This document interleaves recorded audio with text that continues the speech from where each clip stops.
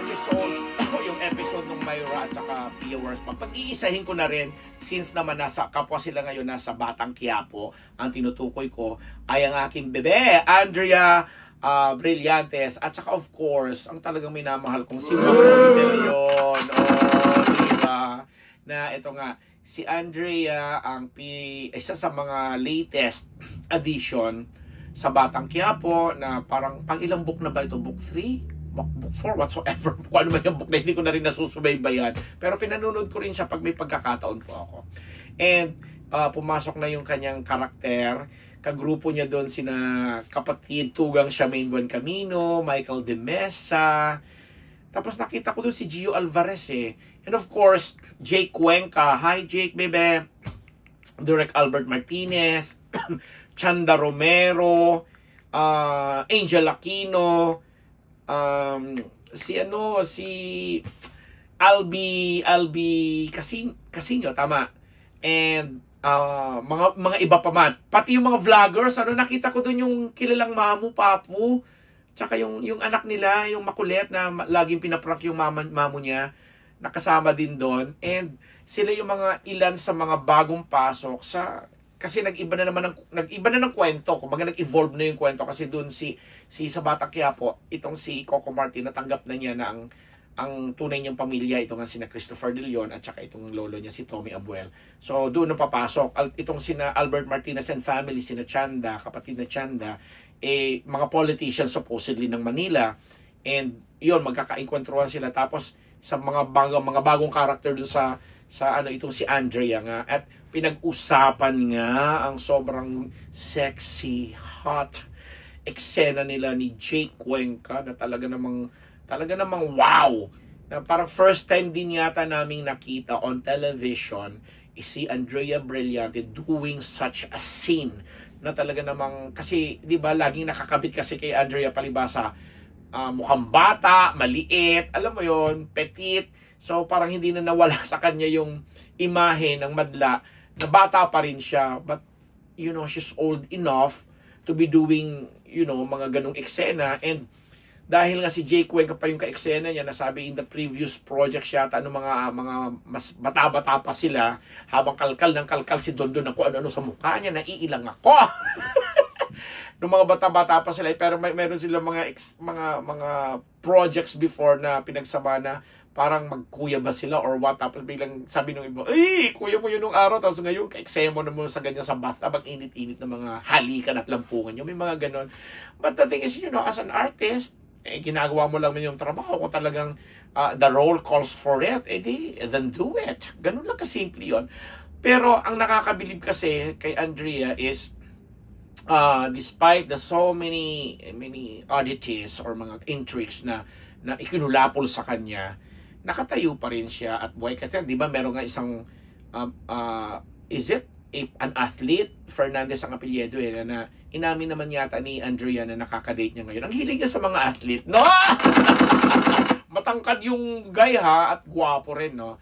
Na mula naman sa mundo ng sports. But anyway, saka na natin pag-usapan yan kasi sabi ko nga 2-1 din naman tayo dito kasi isa pang co-star niya doon na matagal din naman at talaga namang nung napanood namin sa latest movie niya. Sana mapanood niyo po ito sa ibang platform, itong pelikulang ito. Pero tapusin ko muna yung Andrea, no? So, although may mga nambabash kay Andrea na parang hindi na siya relevant kasi naunahan na nga siya nito ng mga supposedly kasabayan niya, lalo pat na-nominate ng Best Actress itong sino may kapartner ni Seth Fedelin?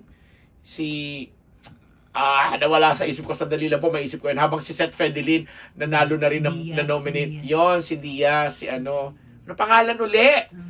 Aloko dyan. Kagagalitan ako ng mga fans. Basta, kasi napunta ko kay Seth Fedelin na kino-congratulate din natin kasi nanalo nga ng Best Actor sa Manila International Film Festival, and isa rin siya sa mga batang aktor na na-nominate din sa nakaraang Metro Manila Film Festival para sa movie nila ni Francine Diaz na My Future You. Yun, na si Francine din na-nominate din. So parang kinukumpara na naman ng mga, alam mo na, ng mga mahihilig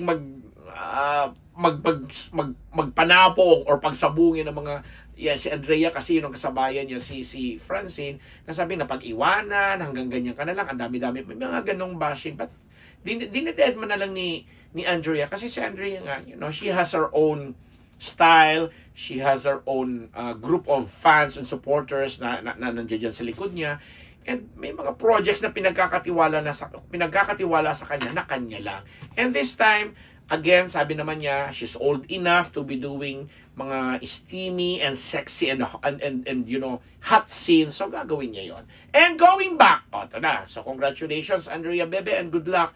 And ito na nga, balikan na uli natin si McCoy De Leon na nang napanood nga natin dito sa life story. Hindi naman talaga actually siya life story, but yung naging struggle nung pinatay na pare ng mga Abu Sayyaf during 2002 something, itong panahon ni dating Pangulong Erap Estrada na mga Abu Sayyaf dito sa Mindanao, yun ang naging istorya ni Father Ruel Gallardo na parang siya yung director nung anong school ba to? Claret School, yung branch ng Claret doon sa area na yun ng Mindanao.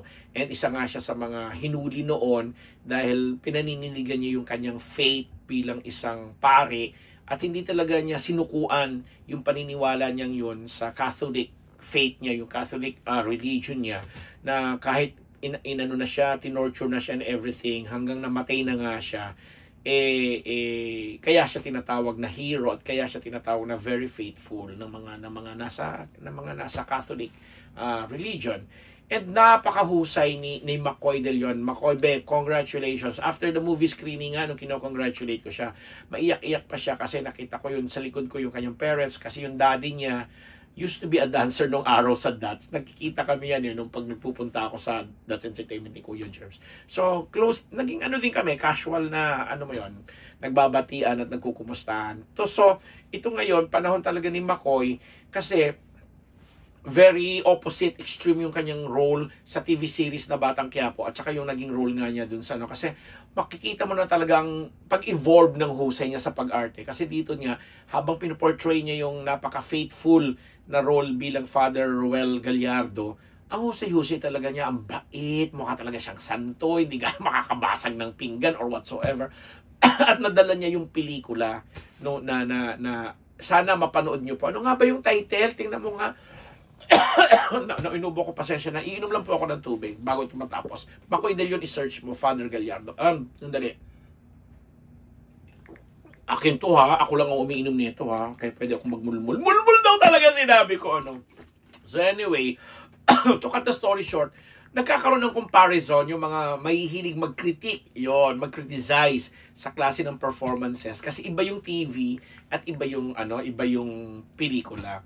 Although talaga matatawag natin na maid na itong si McCoy kasi nga hindi nga daw akalain ni McCoy na magtatagal pa yung kanyang papel sa Batang Quiapo kasi there was even a time na pinagsabihan na siya na parang papatayin na rin yung role niya. Kaya daw pinag-igihan niya, pinagbuti niya yung pag-arte niya bilang si David doon sa series. At talagang there were even times na talagang na-upstage niya yung karakter ni Tanggol aka Coco Martin kasi talaga namang ang husay niyang pagka-portray to the point ang daming nagagalit talaga sa kanya. Di ba nakwento ko pa 2 years ago nung nagkita kami sa Butuan sa Mindanao sa isang event namin, nagtagpo kami. May mga teachers doon na isang gabay guro event namin 2 years ago, 2025, ngayon 2023 na talagang pinagmumura siya nung kasama ko siya, ako ang naka-witness, talagang galit na galit sa kanya yung mga teachers. Di ba? So anong title ng movie? Doon, ilalagay mo lang naman dyan, McCoy De Leon at saka Ruel Gallardo movie. Sus, Diyos Mariosep, lang mo yung sa news. Latest yan, hindi marunong mo gumamit ng flag. Ay nako, ako ang maghahanap. Pasensya na kayo ha, kasi live po talaga ayoko mag-cut-cut. Nakalimutan ko lang, napanood ko yung movie, pero sa sobrang In Thy Name ba yan? Ayan, In Thy Name. Yun na. That's the title of the movie, In Thy Name, na base po sa naging struggle at nung hinuli nga po itong isang pare na nagpapatakbo ng Claret School sa Mindanao during the time ng mga Abu Sayyaf na yan. Na syempre, ang ganda nga ng movie kasi napaka-balancing present ng mga director, dalawang director nun na kasi yung isa doon nahuli pa, isa rin ay survivor din ng kidnapping, abduction. So binalanse yung pagpapakita nung nung Catholic religion at saka nung Islam, yung Muslim religion na hindi mo makikita. Although masama yung naging presentation dahil nga may torture, may patayan, punong-puno ng violence. Ang ganda ng pelikula. Sana mapanood po ninyo, mahabol ninyo pa sa ibang platform. I'm sure naman ipapalabas siya sa ibang platform kung wala na talaga siya sa mga malalaking sinihan. At sa mga fans ng Maclis, nakita namin si Elise na sumuporta doon ng premiere night. Sa mga fans nila, at lalo na kay Makoy De Leon na naiinis sa karakter niya bilang David sa Batang Quiapo, naku, panoorin nyo, iniimbitahan ko po kayo, hindi kayo magsisisi dito sa pelikulang In Thy Name na ito. O, di ba, ikinunek-connect ko lang po yung mga balita niya kasi nagtitipid tayo. Nagtitipid ako sa damit, charot! Nagtitipid ako sa oras, kaya dala-dalawang episode. O, di ba? Inimpusanan natin yan. So, nagkaroon tayo ng dalawang Pia and Moira. Tapos ngayon naman meron tayong Andrea B. and Makoy De Leon. Ako ang inyong lingkod, Albert Nabos. Nagpapasalamat po. Ideal Vision, Dr. Jessica D. Saludo po ako sa inyo. Lumilinaw ang mata ko. Hindi ko lang magamit yung salamin kasi nagre-reflect. Pag ginamit ko, makikita nyo yung kung ano dito, chucho, naging ano siya. At saka, makikita nyo, nag-glare yung mga mata, chuchong-chung dyan, kislap-kislapan. Plus, pero lagi ko pong ginagamit. Ang Faces and Curves ni Dr. Jerry Casata at saka ni Dr. Sheila Ricasata, Mama Shakeable Revilla ng MWell and Metro Pacific, Colonel Jundi Mayuga, Dr. Pong Magtibay o Dr. Jess Solis, regular yan na. At sa lahat ng mga ka-Team Marites ko sa Marites University na every Monday, again, kung gusto nyo po ako makitang live, kasama ko din yung mga co-host ko, si Junardo, si Mr. Fu and Rose Garcia.